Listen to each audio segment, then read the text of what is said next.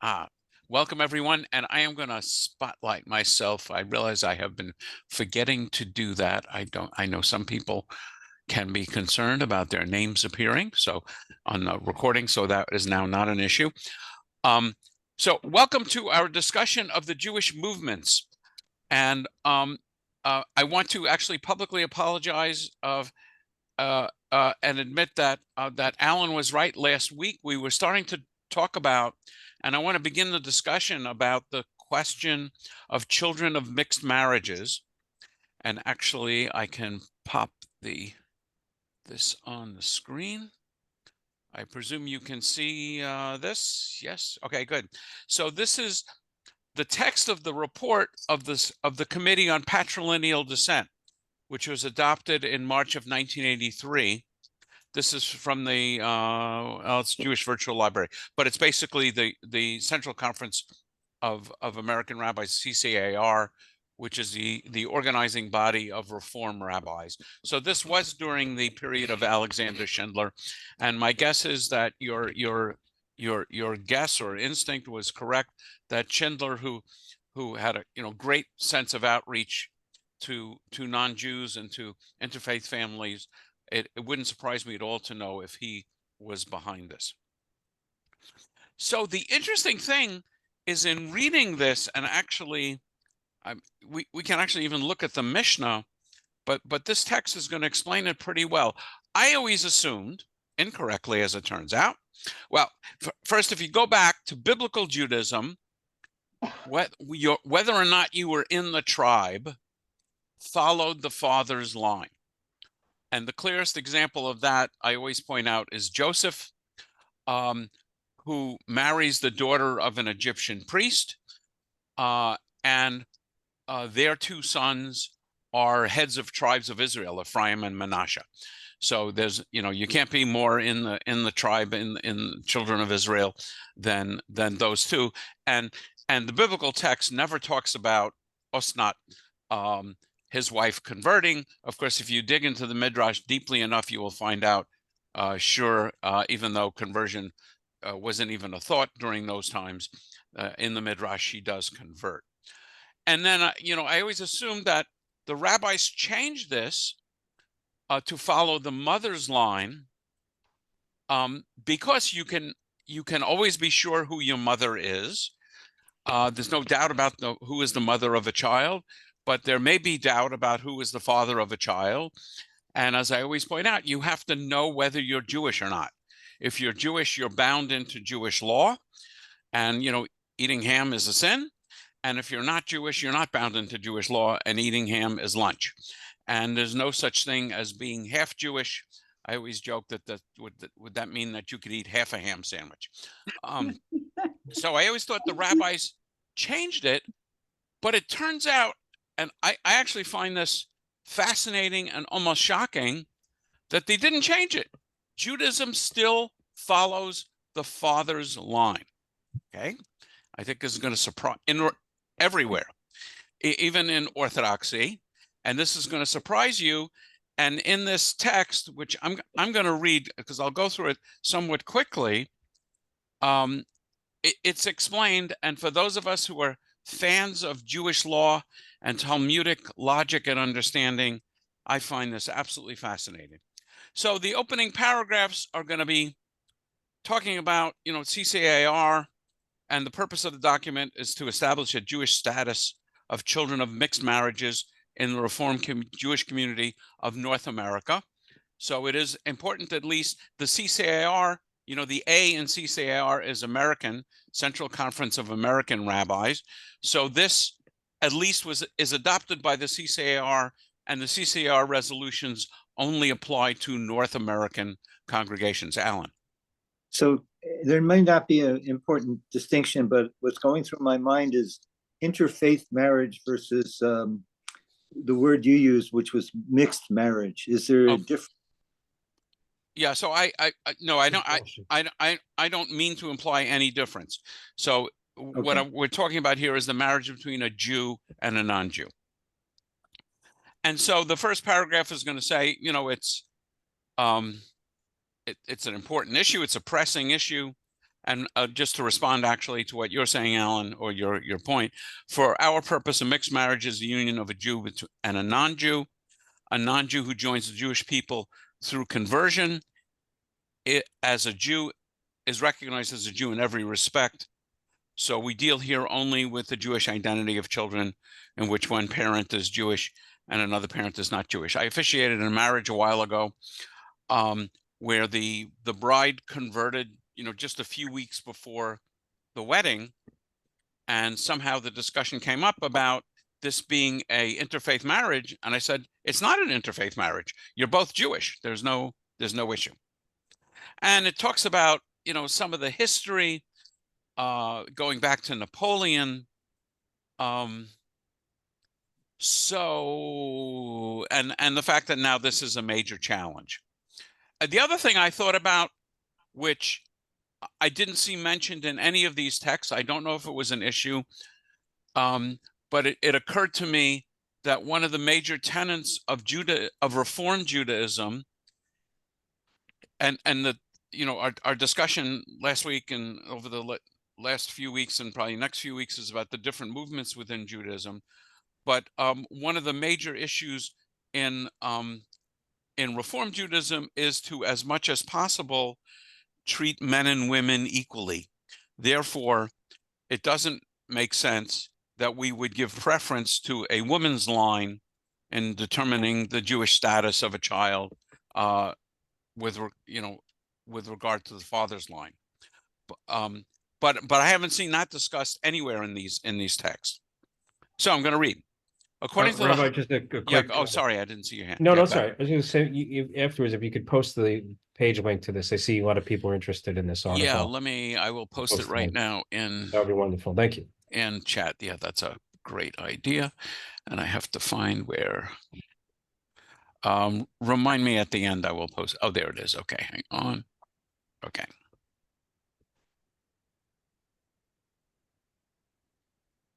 Okay. According to Halacha, as interpreted by traditional Jews over many centuries, the offspring of a Jewish mother and a non-Jewish father is recognized as a Jew, while the offspring of a non-Jewish mother and a Jewish father is considered a non-Jew. To become a Jew, the child of a non-Jewish mother and a Jewish father must undergo conversion. And then they say we need to re-examine this. So I think this is the interesting part. Both biblical and rabbinic traditions take for granted that ordinarily the paternal line is decisive in the tracing of descent within the Jewish people. The biblical genealogies in Genesis and elsewhere in the Bibles attest to this point. In intertribal marriage in ancient Israel, paternal descent was decisive. And there's a couple of references. Sorry about your friend. In the rabbinic tradition, this tradition remains in force. So this is the interesting part for me. The offspring. Hope so. I'm getting background noise. Erwin, I'm going to mute you. The offspring of a male Kohen who marries a Levite or an Israelite is considered a Kohen, and the child of an Israelite man, who marries a Kohenet, a female Kohen, is an Israelite. Thus, Yichus, lineage, regards the male line as absolutely dominant. And there's a couple of references there to the Mishnah. So now here's the interesting point. The ruling is stated succinctly in Mishnah Kiddushin.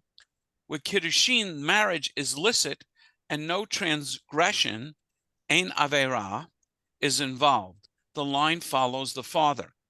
Furthermore, the most important parental responsibility to teach Torah rested with father, certainly in ancient times. When in the tradition, the marriage was not considered to be licit, the child of the marriage followed the status of the mother.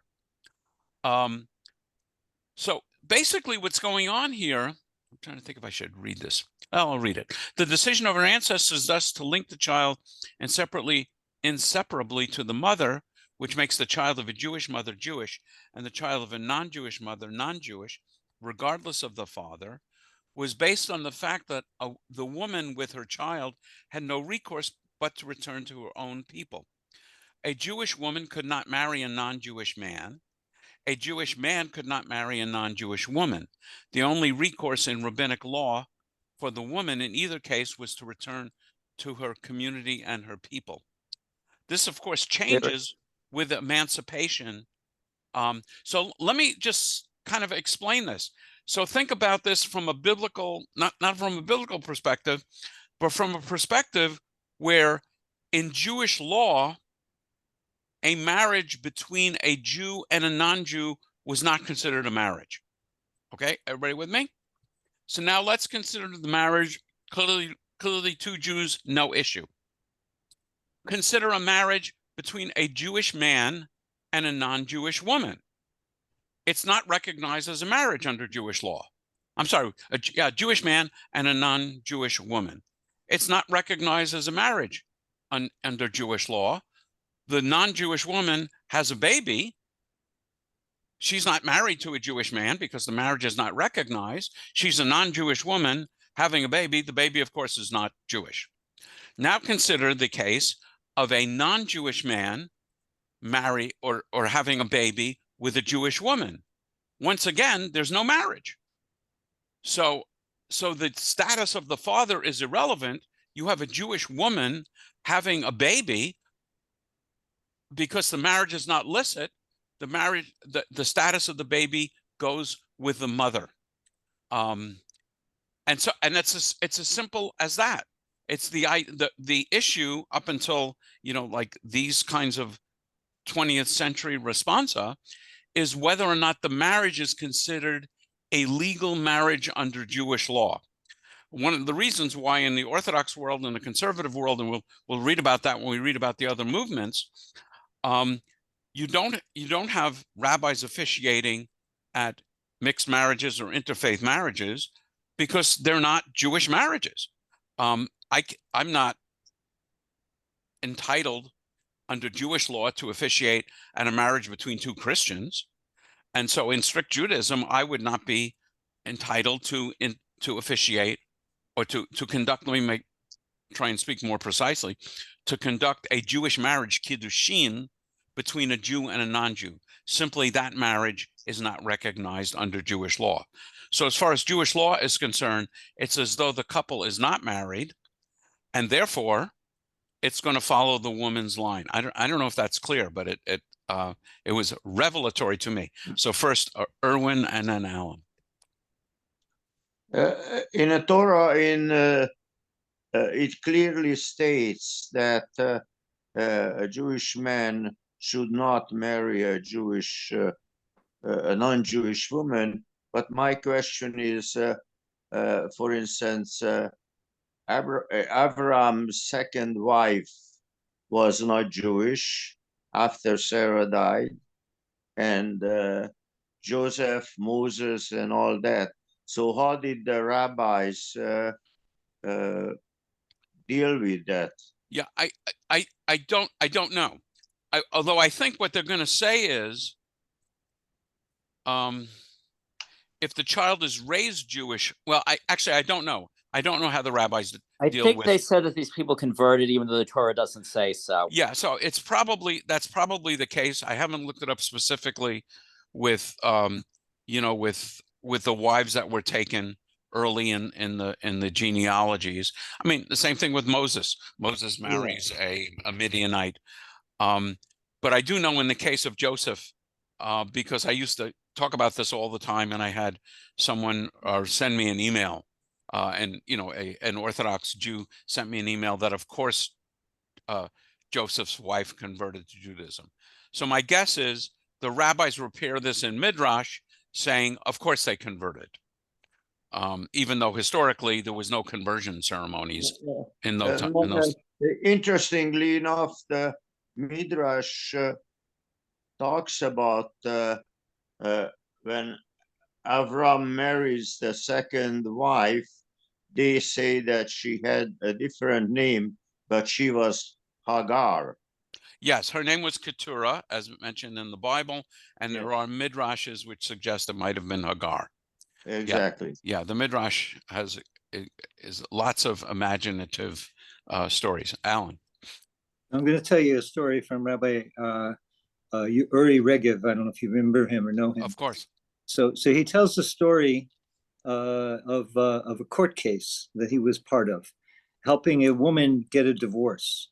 And it turns out that the rabbinate in Israel has gotten aware that not every of these marriages are and people don't follow up, even if they convert, they don't practice to the standards of the rabbinate. And so when this family or this woman wanted to be divorced, it went to court. And her goal was to get a property settlement, which women don't get at all in a Orthodox. I don't think, maybe let's say not normally get any property. So she went, and Uri took them to court, and the following thing happened. They had determined, even though the wedding was conducted by the rabbinate as an Orthodox wedding, she didn't, and he didn't practice Orthodoxy to their satisfaction. So the wedding was disallowed 20 years later. They were not really married. That gave the civil court the right to actually divide the property between the men and the women. And they did.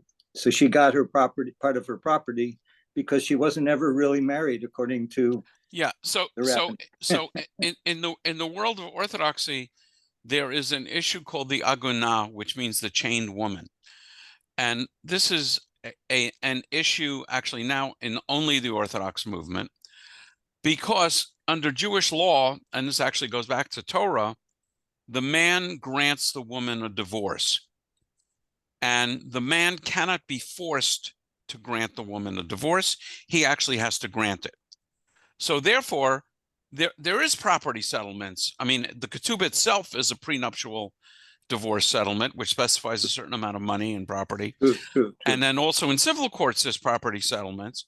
But what will happen in the Orthodox world is the husband will say, if you want me to grant you a valid get, which allows you to remarry, then I want you to, to waive child support or waive alimony and so on and so forth.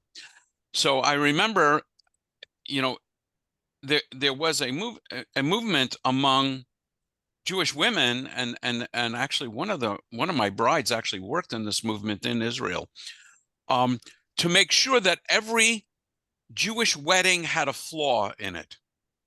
So some irregularity in the ketubah or an invalid witness or something. So in the case that you're describing, they could do exactly what you just described, basically invalidate the wedding to begin with, and then it would be in the hands of the civil courts because the woman was not considered to be married. There's no question of adultery. You may be referring to the Rachman Center, which is an organization, a feminist organization in Bar-Ilan University, who actually helps Orthodox women.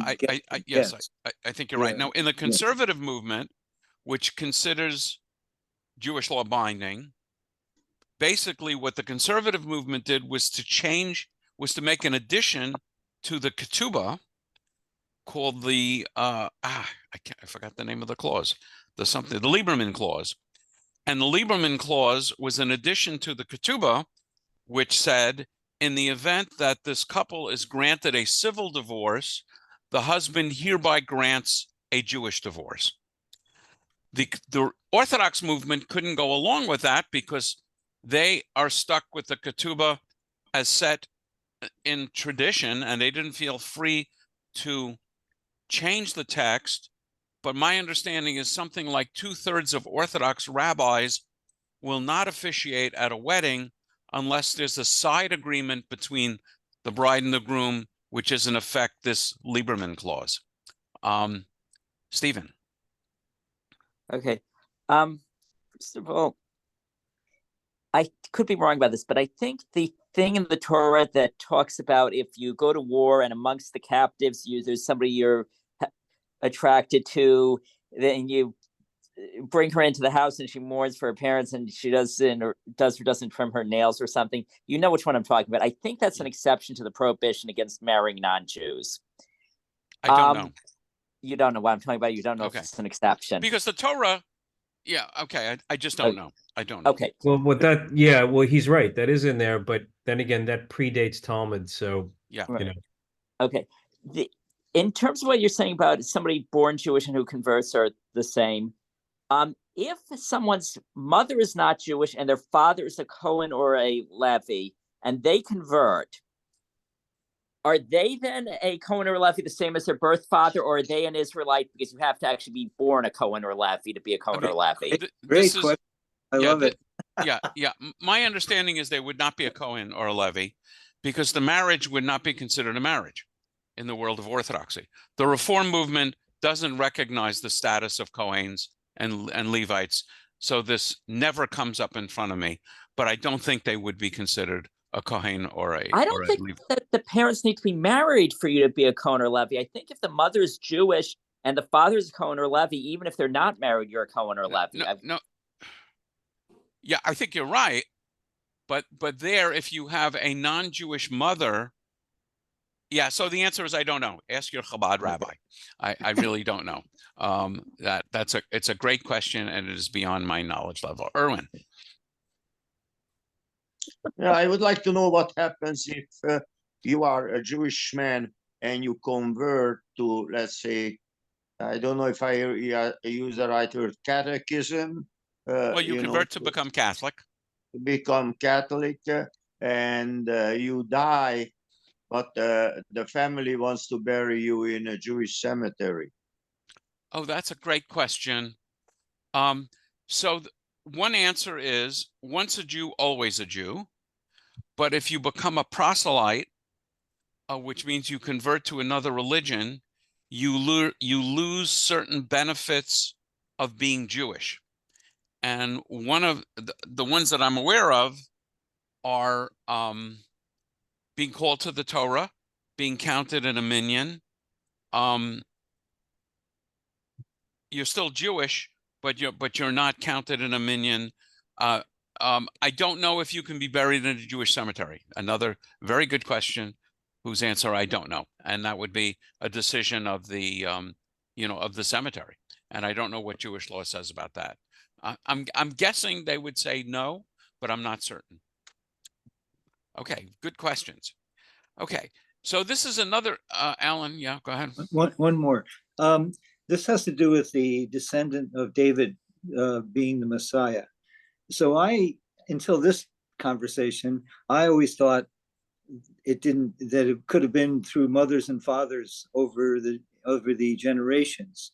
But now I'm realizing that there's some protocols that I sort of was kind of casual about. So is there a comment that supports the way in which the Messiah is descended from David? Yeah, it's through Solomon, king of Israel.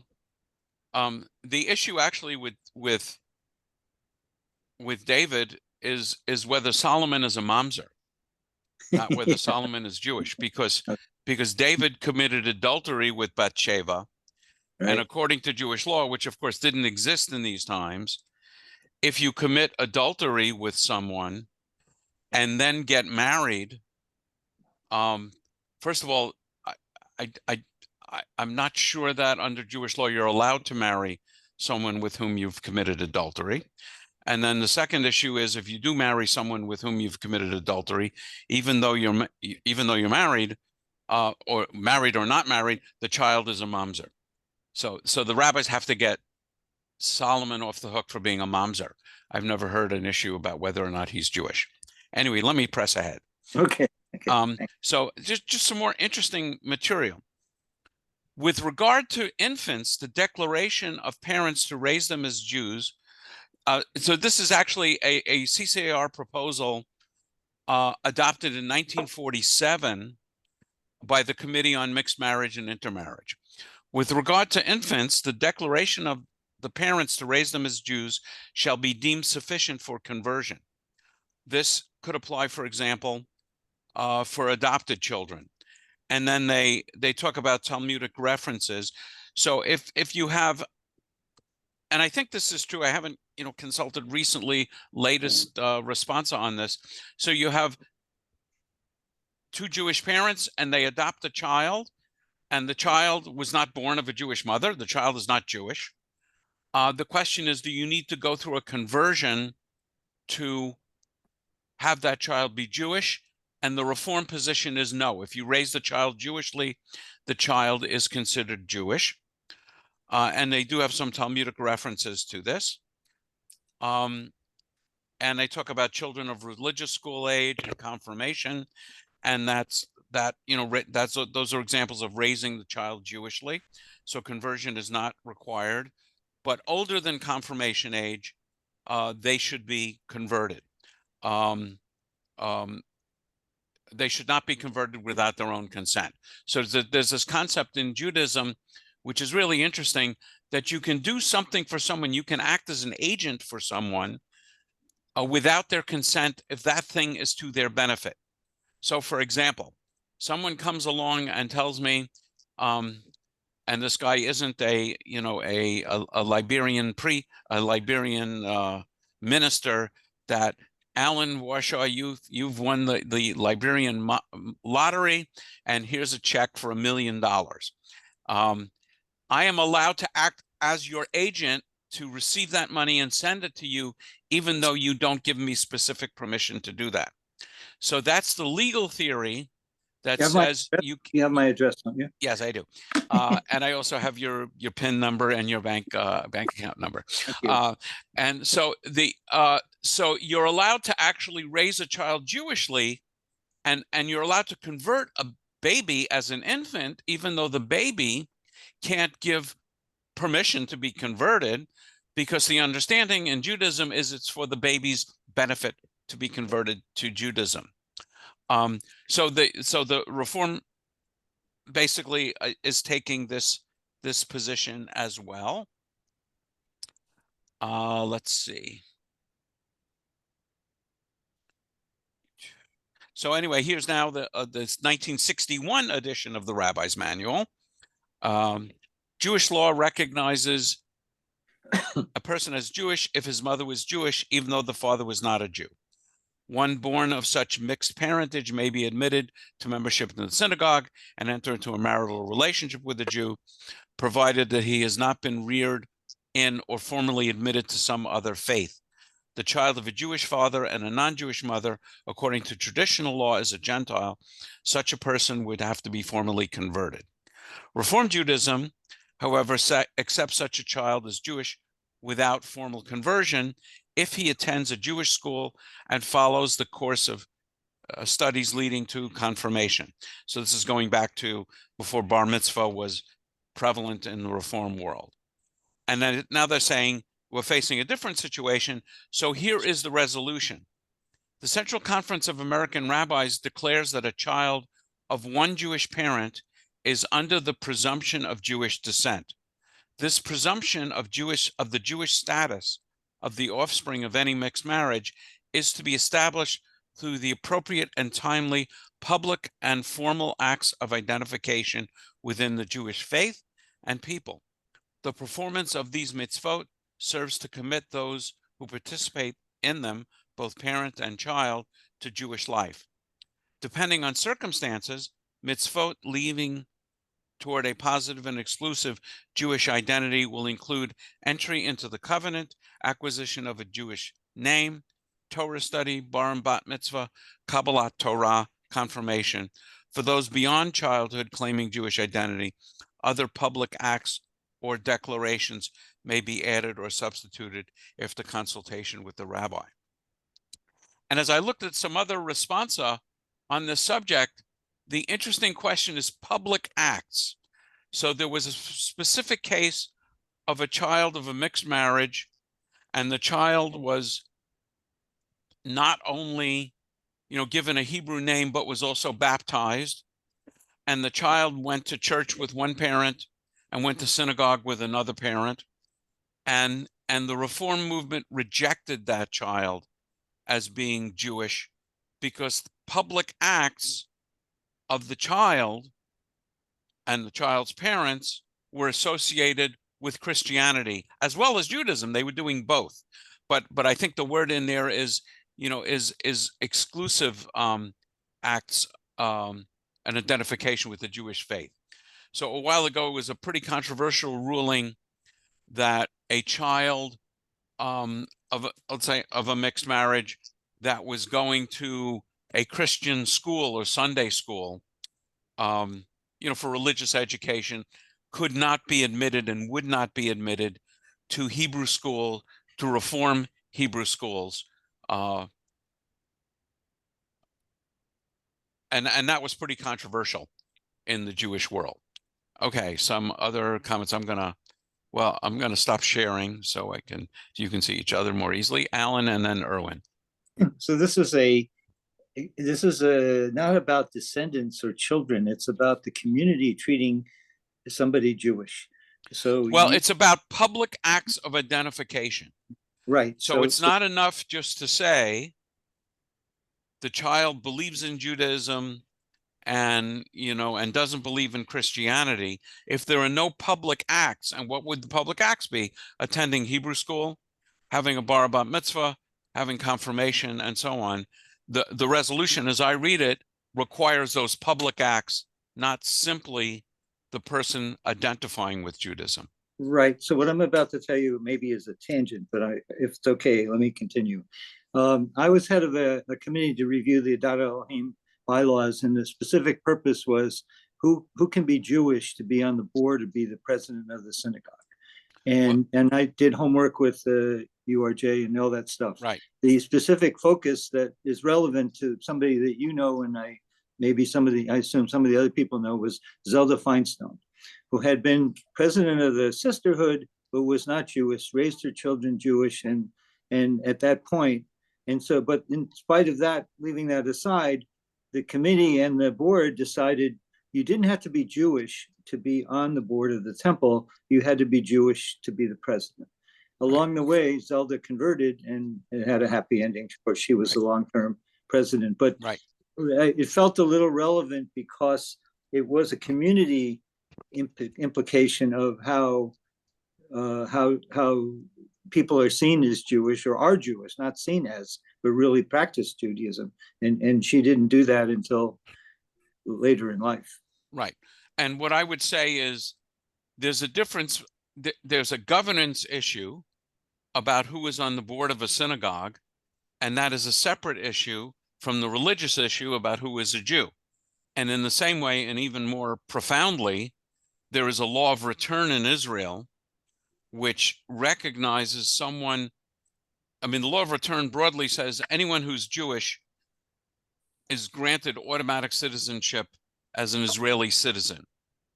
And for purposes of the law of return as it currently exists, and it's under fire, they recognize the spouse of a Jew, even though the spouse may not be Jewish, and they recognize the children of a Jew and the grandchildren. If you have one Jewish grandparent, you are eligible for automatic Israeli citizenship under the law of return.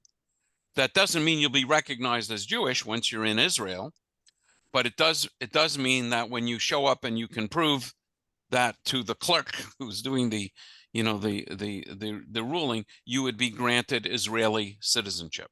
Why do you think I think it's the ultra-Orthodox, but whatever segment wants to get rid of the grandparent provision for the law of return? I think it's just a Jewish-centric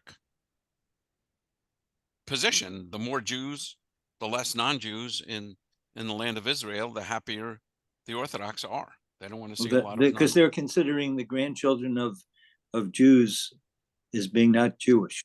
The grandchildren of Jews are not Jewish according to Orthodox, and they don't want to have, you can argue they don't want to have a lot of voters. I mean, they might have a sign walking through the street, Goyim will not replace us. I mean, that's a terrible thing. I'm really sorry I said that on tape. Cheryl, I wonder if I can edit that out. I was just thinking of Rabbi Angela Bugdal. I mean, here it was, her mother was a Korean Buddhist. Her father was, a Reform Jew. So it's patrilineal, and she was raised Jewish and did Reform Jewish things. And then she has an experience when she goes to Israel that the Orthodox don't view her as Jewish. And later on, she goes through an Orthodox conversion. Right. Yeah. Mhm. even though she's the head rabbi of Central Synagogue, one of the largest Reform synagogues in New York City. Right, right. Yes, so it's a good example, and I know of some other cases where people who have gone through Reform conversion may want to go through Orthodox conversion. I don't know. It'd be interesting to know where her Orthodox conversion was. My guess is it was in the U.S., but I'm not sure because Orthodox conversion in Israel is very controversial. And Erwin, did you want to add something? Yes. You mentioned that these laws apply only in North America. No, this resolution is a resolution of the Central Conference of American Rabbis, which is among North American rabbis. Yeah, the Israeli Reform movement, to my knowledge, and the Reform movement in Europe doesn't recognize this concept. My question is, unfortunately, during the Holocaust, many Jewish couples gave their baby to Christian families to the baby to survive just in Yes. case he doesn't survive. And they came back after the Holocaust to Budapest and they got the baby back. Now the baby was brought up as Christian. Now No issue. does she has to go through a conversion? No issue. Once you're born Jewish, you are Jewish. Can't get out. Okay, this is not really a actual scenario that could happen, but suppose we develop a medical procedure where we can take a fetus out of one woman's womb and put it into another. At what point in the pregnancy is it that counts? How? I think it's actually birth. And it's not so far-fetched because with in vitro fertilization, you can have, and I actually officiated at a conversion of such an infant. With in vitro fertilization, you can have a Jewish father and a Jewish mother fertilize an egg, and the egg is implanted in a surrogate womb of a woman who is not Jewish.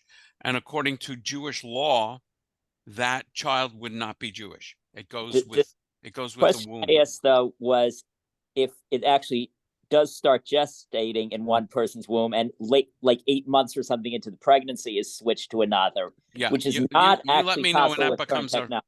let me know when that becomes a realistic question. Yeah. Okay. Let's see. So I am now, without further ado, Oh, going to go. here's what actually did happen. There was a case where they transplanted a womb from one woman to another. So is it the woman who the womb is actually in, or the woman that the womb came from? Yeah, my guess is Jewish law has to do with the physical birth, but again, consult your Chabad rabbi for that case. Yeah, I think in that case they were Because remember, ultimately, the issue is knowing with certainty whether the child is Jewish or not. And you can't know with certainty about the womb transplant, but you can know with certainty about, which body this child comes. So if I had to guess, I would guess that's the way the rabbis would rule. But in matters of legal issues, it's always dangerous to guess. But we still have a little bit of time. So let's go back to the article we started reading last time, which is an article in My Jewish Learning, The History of the Reform Movement. And we started talking about the origins in Germany, and with someone basically, as I understand it, and I think the article, I haven't reread the article recently, the issue that occurs in Germany is how are we to be Jewish in a society that accepts us? Prior to this, particularly in the Ashkenazi world, Jews were always understood as a separate people, living apart, being treated differently, being taxed differently for military purposes, being treated differently. And now with the Enlightenment, both in Germany and in France, we have a brand new phenomenon, which is where the government is understanding Jews as simply being a citizen of Germany, of the Jewish faith or of the Mosaic faith or Hebrew faith, or however you want to describe it. And now the question, and I would say in large part, Jews are pretty happy with this, and they want to, do business with non-Jews, and they want to be integrated into the non-Jewish world. But the question is there a way to preserve your Jewishness while doing it? And the Reform movement grows out of that interest. So would someone like to read down here as the early Jewish Reform? Sure. Thank you. Why not? The early Jewish reformers sought to fashion Judaism more consonant with European life. Rabbis led services in black clerical robes, similar to those worn by Christian clergy, and employed professional choirs and organ players.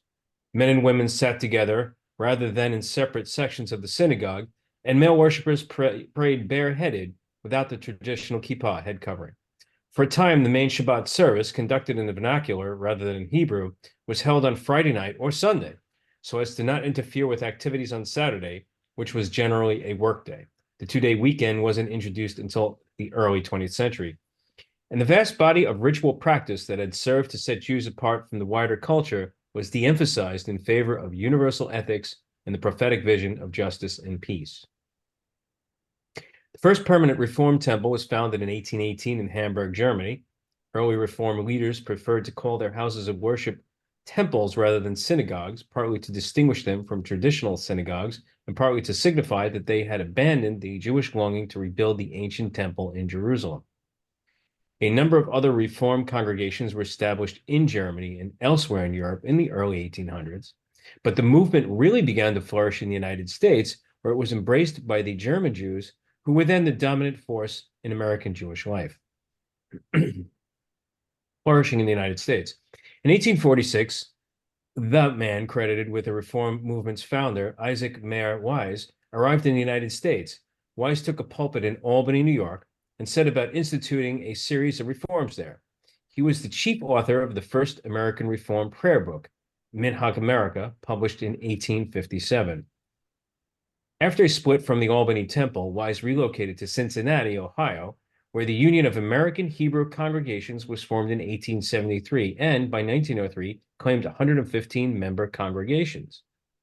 In 1875, the first Reform seminary, Hebrew Union College, opened its doors. The movement's rabbinical association, the Central Conference of American Rabbis, was founded in 1889. And I'm just going to interject.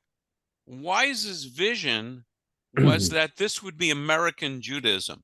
I mean, the name of the book, Minchag, which means the customs, Minchag America, signifies that. But also, if you look at the names of the organizations, it doesn't say a word about reform. It's the Union of American Hebrew Congregations, it's Hebrew Union College, and the Central Conference of American Rabbis. Later on, I mean, right now, what was the UAHC, the Union of American Hebrew Congregations, is now called the Union for URJ, Union for Reform Judaism. But he thought that he was creating a uniquely American form of Judaism, and that works until the next paragraph in 1883. But Alan, here we go. Yeah, hold on, Alan, go ahead. Okay, a couple of things. Stop me if I talk too long. So Minhag, Minhag, the prayer book that make the distinction that the early reformers had a problem in Germany is because they wanted a vernacular prayer book that was mixed with Hebrew and German. And what Wise did is that prayer book that's being described was Hebrew and English. I think it might have been German, but it was vernacular. I'm not sure. I may even have a copy of it, but I'm not sure. The key point that I wanted to make about the prayer book was there was only two or three things I think that Wise was trying to accomplish at the beginning. And one was vernacular so that people worshiping would understand better than they understood Hebrew. Second would be mixed seating where women and men wouldn't be separated and those kind of things. And I want to make clarification of the wording in this text because I know the facts behind it. Rabbi Wise left Albany, which is my childhood temple that I'm still connected to. He left Albany and went to Cincinnati because he was fired. He was fired on Yom Kippur because he got into a fist fight with the president on Bima, and he decided he was not going to give up on his mission. And he said, I want to go to where the Jews are as far in the development of the in the country, the United States. And he thought that Cincinnati would be as far west as there would be worthwhile, and that's why he created the UHC, and all the dates that you mentioned there are. Yeah, it all gets are, created in Cincinnati, which was the and, Wild West. Yeah. And this is the 150th anniversary, just for the record, and tomorrow, and I don't know if anybody here, but lots of people are going to Washington to celebrate the 150th celebration of the creation of the, I guess it would be the UHC. UHC part, Yep. because it was 2 years later for HUC. Anyway, so that's an active historical thing that not everybody knows, that Rabbi Wise was Yeah, fired. there's some great stories, and I Okay. would say many of us rabbis, including me, have experience of being fired by our congregations or not rehired. Okay, 1883. Sure. In 1883, at a dinner of the first graduates of HUC, shellfish, frog legs, and other non-kosher foods were served. While it is unclear whether the blatantly treif menu was an intentional provocation or an oversight, it was widely seen as a reflection of the movement's disavowal of Jewish dietary practices. The event came to be known as the Treif Banquet, The and was treifa. major. Treif. Yeah, yes, Treifa. I'm just sorry. It's just so classic at this point, you know. The Treifa Banquet, and was a major factor leading to a split in the movement that ultimately birthed the more traditionally minded conservative movement. Yeah, it is controversial. You know, I remember hearing about this a lot, whether it was just an oversight, because apparently the banquet, it was the first ordination of HUC, and apparently this was done at the best hotel in Cincinnati at the time. And, you know, I have actually seen copies of the menu, and it's just unclear whether it was a deliberate poke in the eye, because there were traditional rabbis that were invited that attended from, you know, there's rabbis around. So And did I follow? I followed this practice this week. For one of my meals was latkes and shrimp. Was that? latkes and shrimp? Yes, that's called a You, treifa you would have Hanukkah. been right at home at this dinner then. I think so. And I can tell you my own treifa banquet stories. One is Oh, yeah. one I only heard of is a conservative synagogue where, you know, kosher meals being served, no problem. And then people start freaking out because the non-dairy creamer that was served, if you read the ingredients carefully, there was, I can't remember what it is. I know nothing about food, but apparently a potential meat product. And of course, nobody could tell whether that meat product was kosher.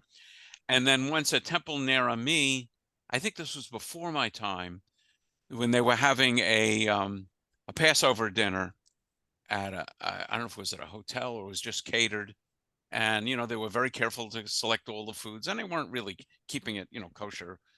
But the salad had croutons, so that freaked out everybody. So anyway, let's continue. A lot of people follow Passover who don't follow kosher the rest of the year otherwise. Yes.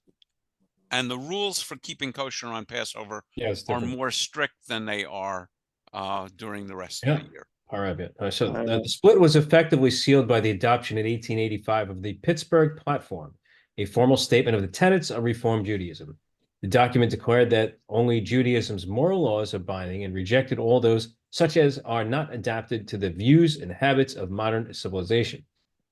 Jewish laws regulating diet are foreign to the modern mind, and as such are apt rather to obstruct than to further modern spiritual elevation. The document further declared that Jews are no longer a nation, but a religious community, and formally renounced the wish for a return to Israel and the doctrines of bodily resurrection and heaven and hell. And that results in some prayers in the prayer book. You know, the traditional end to the first prayer in the Amidah is Baruch atah Adonai mechayei hametim, which is blessed are you Adonai who gives life to the dead, which is understood as a statement about physical resurrection in the day of the coming of the Messiah, and the Reform movement to change that to Mechayei Hakol, who gives life to everything. And so what I would say, and we'll see it more in this article, there's sort of no official, the closest thing we have to official statements about what Reform Judaism is and isn't are these platforms. And there are like 4 or 5 of them that occur I don't know, every 30 years or so. But the first one is 1885 Pittsburgh Platform. And we'll now hear about some more of those. I'm going to ask a question. Yeah, go ahead. Why is there not a Shulchan Aruch for Reform Judaism? Why is there not a Shulchan Aruch? Or is there? And I just Yeah, I might so not be so what I aware. would say is generally most Reform Jews are not so focused on Jewish law. You know, the classic phrase which we in the Reform movement stole from the Reconstructionist movement is Yeah, that but hold on, Shulchan hold on, Aruch hold is on. more about ritual, though, right? I mean, No, the Shulchan Aruch is about everything. I mean, oh yeah, okay, but the that's why I Shulchan didn't say Aruch Talmud. is voluminous, Yeah, and it's lengthy.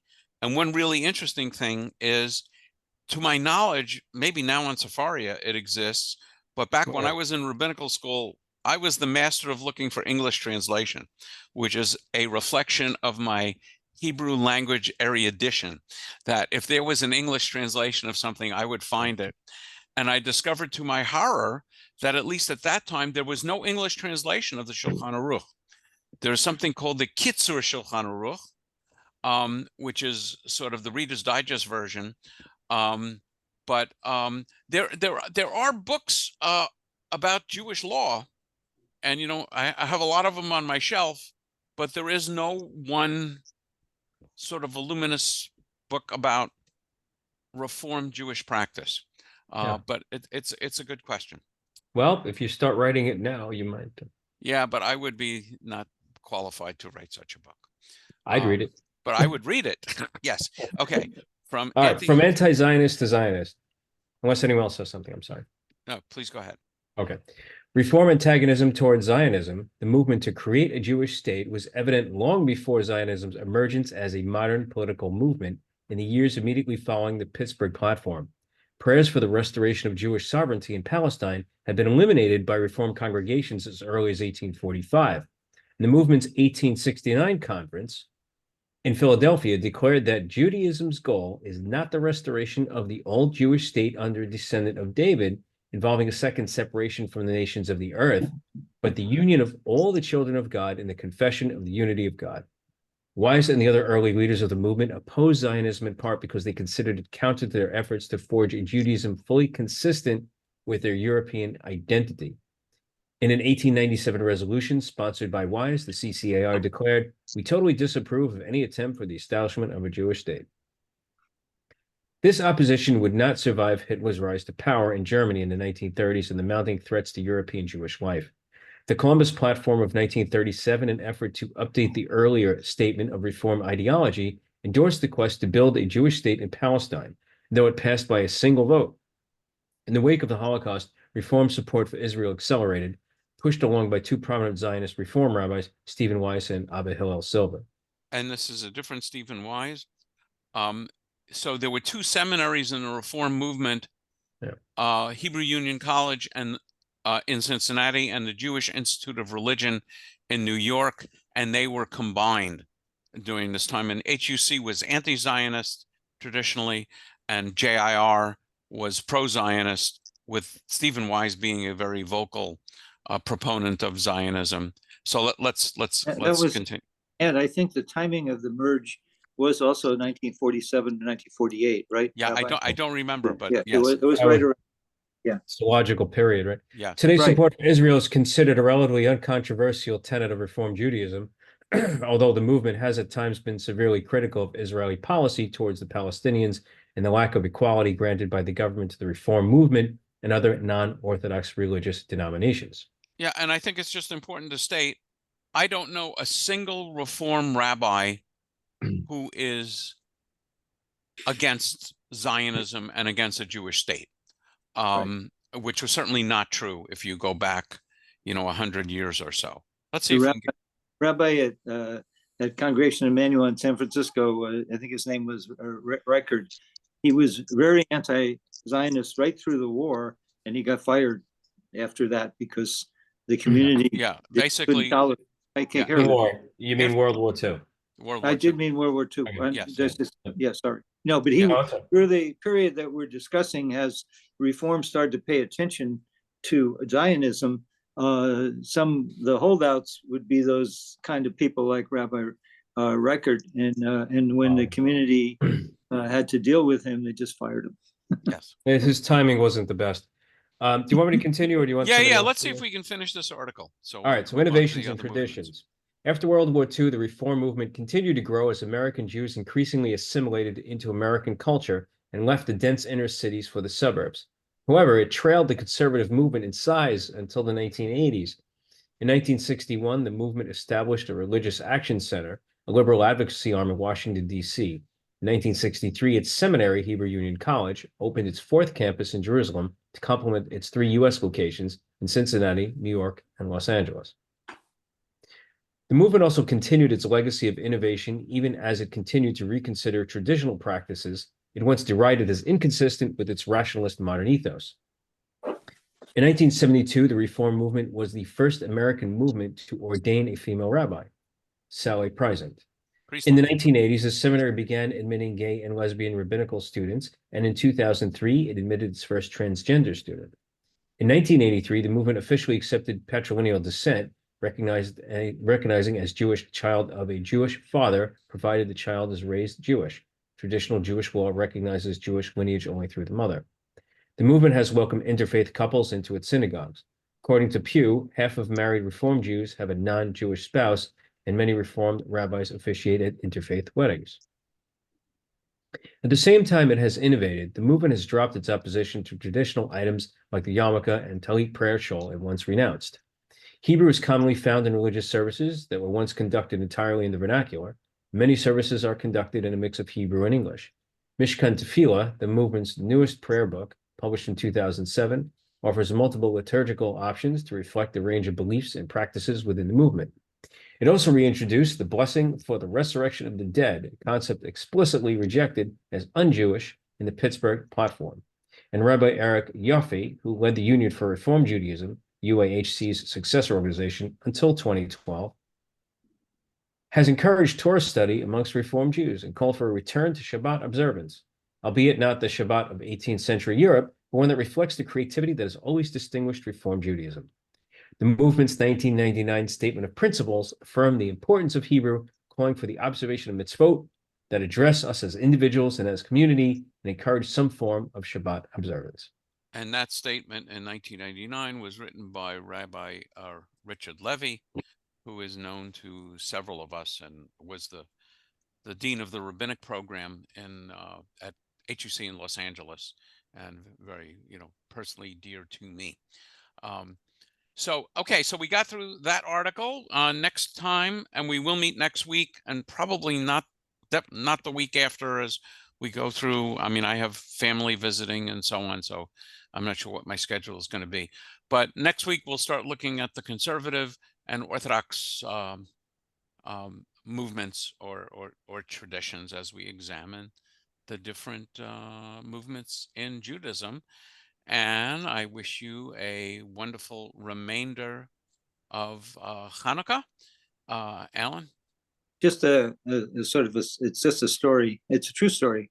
So Congregation Shereth Israel, one of the two large Reform synagogues in San Francisco, responding to the anti-Zionist mindset in 1904 when they built their building, the stained glass windows up in the sanctuary show Moses holding tablets, the image of Sinai.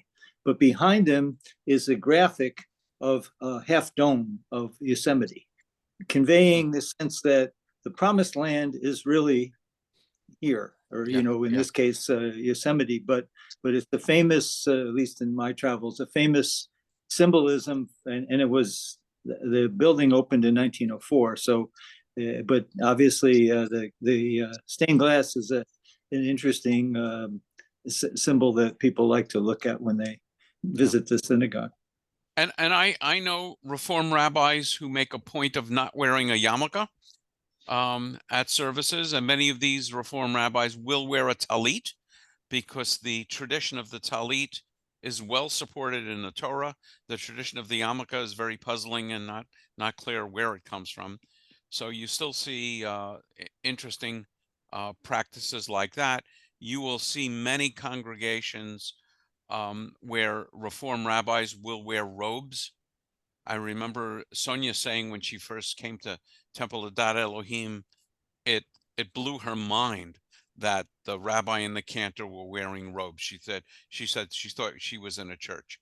So isn't the Rabbi Levy, you were talking about him in Reform Judaism magazine, there's a photo that rings in my mind where he was wearing tefillin, as a Reform rabbi, which was also not heard of until yeah. times. I mean, it started coming back recently.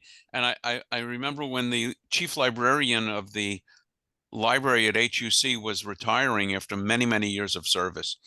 And he made the point of saying when he first came to HUC, there were no female students, rabbinic students, and there was no one wearing tefillin.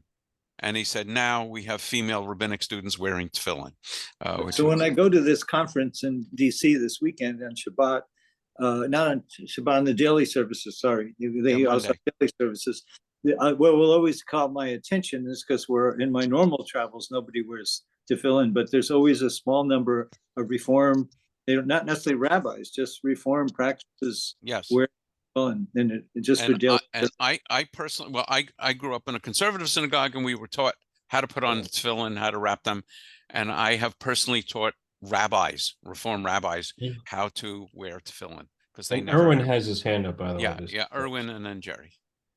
Rabbi, since I'm looking at your library, I would like to know if you have a book what you can recommend that how did historians view the effect of Jews assimilate in European society like Spain, Italy, Hungary, Austria, France. About the history of Jewish assimilation? Yeah, how did they fare? Because, obviously, in my opinion, Germany, Austria, and Hungary did not view the Jewish assimilation very, very well. I'll send a link to your rabbi of a book called, I think it's called The Yiddish State, which it's the history of that period that he's talking about. And Erwin, I think you'd find it very interesting because there's a lot more detail than you can't put it all in, can't put 1,000 years in 30 seconds. There's a lot there. Yeah, I understand. Yeah. Okay. Well, I'm glad you have that reference. Jerry, you had your hand up as well. You gonna continue recording? Or? You want me to stop recording? Is that a yes? Yeah. Okay.